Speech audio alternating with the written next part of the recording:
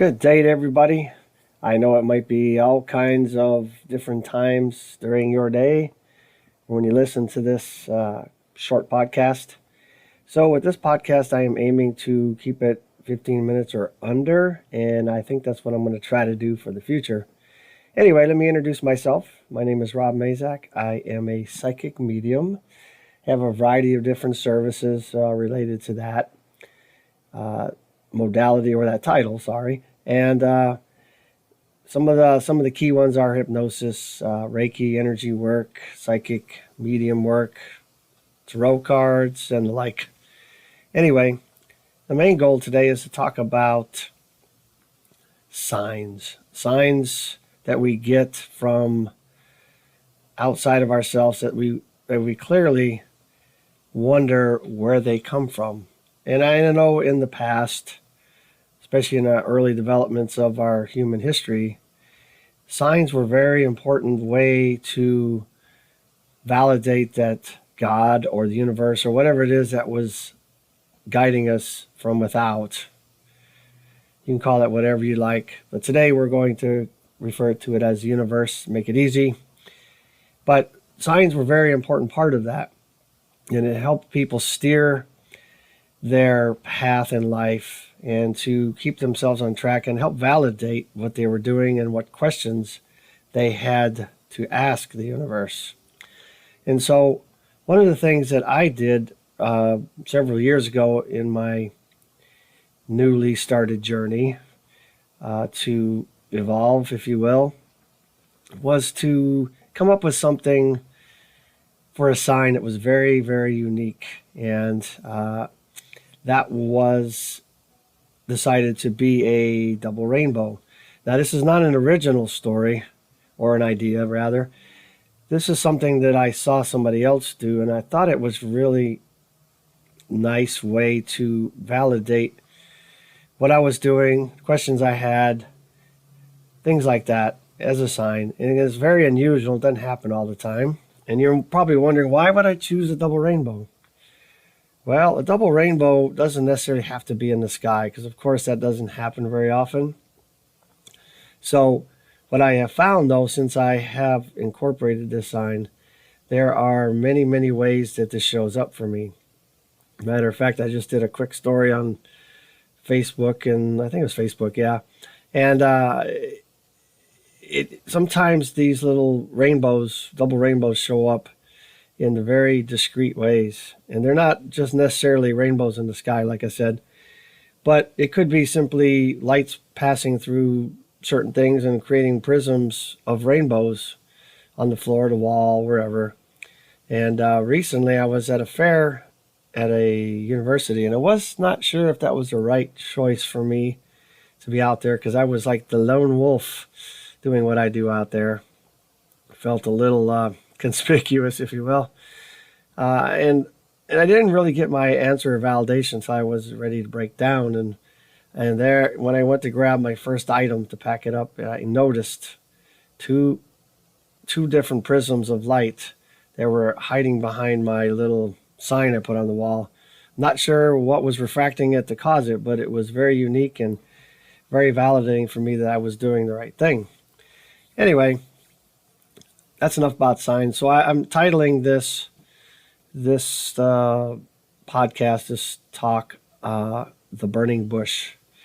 And some of us are familiar with the burning bush, and it predominantly is something that happened or is accounted for in the Christian Bible, in many different versions, of course, of the Bible. But the idea was that Moses went up onto Mount Sinai, or was up on Mount Sinai, and noticed a bush that was apparently burning, or what he considered to be burning, but it was not consuming the bush. And so, of course, he wanted to investigate. I mean, I suppose I would too. And I'll tell you in a minute why I bring up this burning bush. But of course, in the story in the Bible, it talks about that God spoke to him through this bush, and that he gave him his next mission, his biggest mission that was accounted for in the Bible, was to go and assist with getting the Israelites free from the Pharaoh in Egypt, from slavery. And of course, he was not exactly jumping up and down for joy for that, but he, of course, we all know the story. He did do that, and that did happen.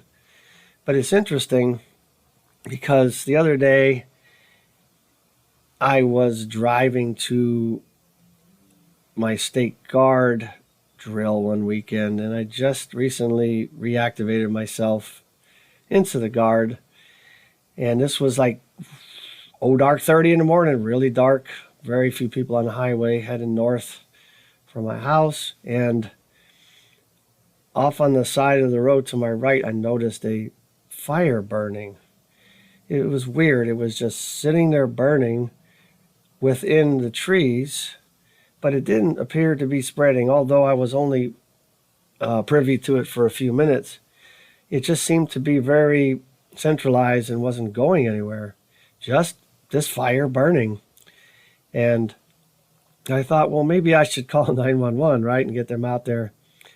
But I looked across at the car next to me, and I could see his phone on the dash, and he had it pulled up already, so I didn't do that. But I thought about that for a while, and because, that early in the morning, going back to doing some of the things that I was been called to do, I thought, oh, is this really the right thing for me?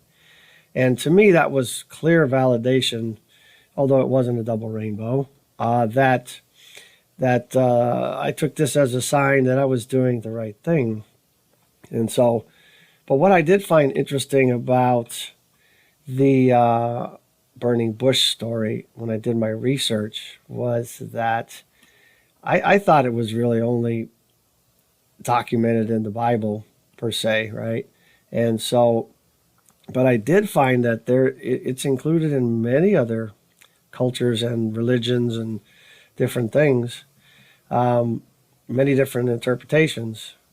It looks like the sources that I'm quoting from or going to be speaking about are not mine. I'm not here to prove or disprove them.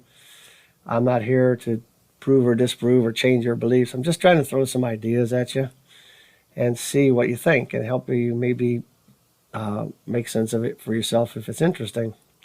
But let's see. So some of the interpretations I found were like the Jewish folks, Jewish culture. It basically was, the statement seemed like, yeah, the bush was burning. It wasn't consuming it, but it was based on Israel having to endure all the sorrows and pain inflicted upon by the Egyptians.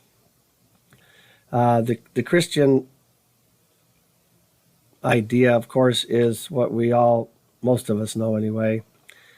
But the Orthodox really was alluding to the fact that it was about virgin birth to Christ while remaining a virgin. Interesting. I'm not sure how to take that one.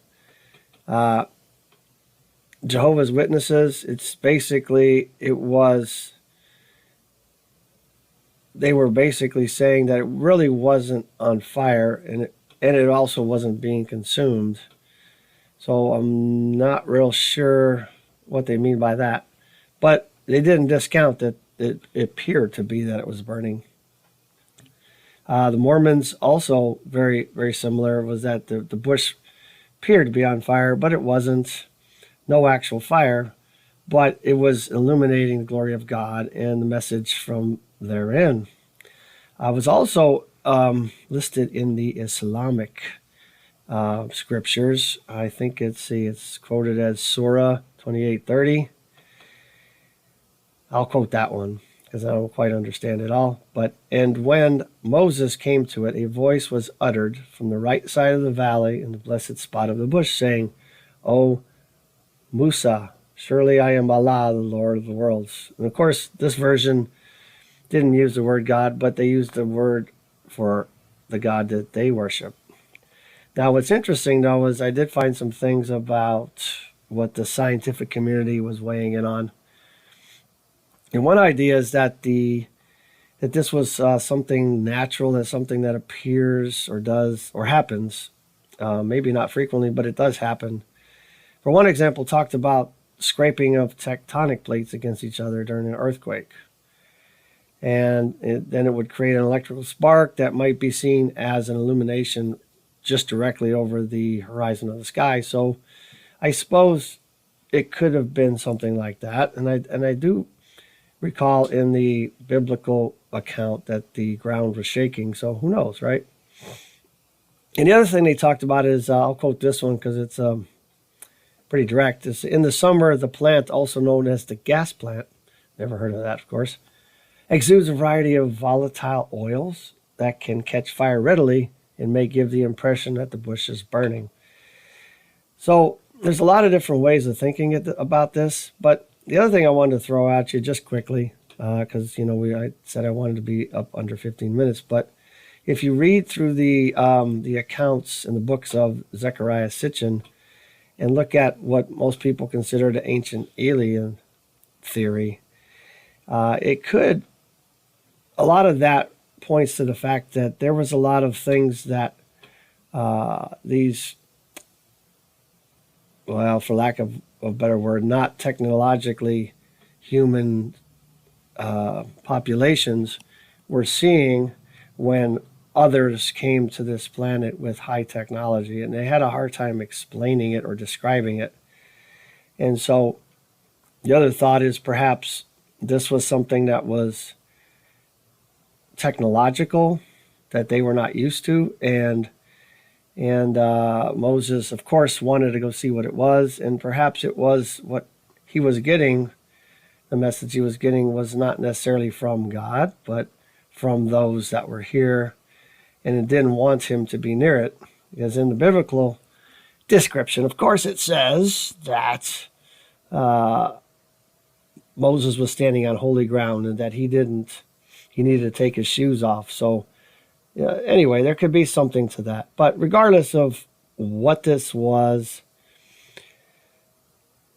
and what the actual meanings and interpretations of this event were, it is unique that it is spread across many cultures, many religions, the scientific community, perhaps the ancient alien theories.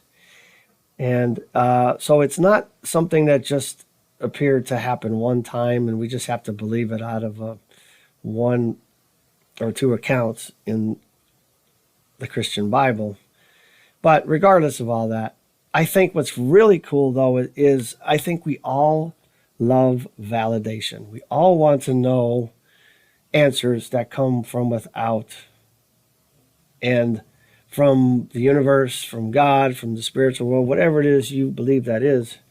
It is always, always nice to know that someone or something is out there answering you in strange ways. And it's sort of like, if you want to look at it as Star Trek might look at that, the non-interference clause. They can't come in and directly tap you on the shoulder and go, hey, buddy, you need to go that way, or what you're doing is right. Or it's almost like they have to give us insidious and interesting signs that we have to work for to figure out what they mean. Anyway, I just wanted to throw some ideas out there at you. And, it is very unique and not very often that somebody like myself runs into a burning bush that just doesn't make any sense. And anyway, I wanted to throw some ideas at you, and I hope you enjoyed it. And, leave your thoughts if you get a chance. Thanks. Namaste. Have a great day.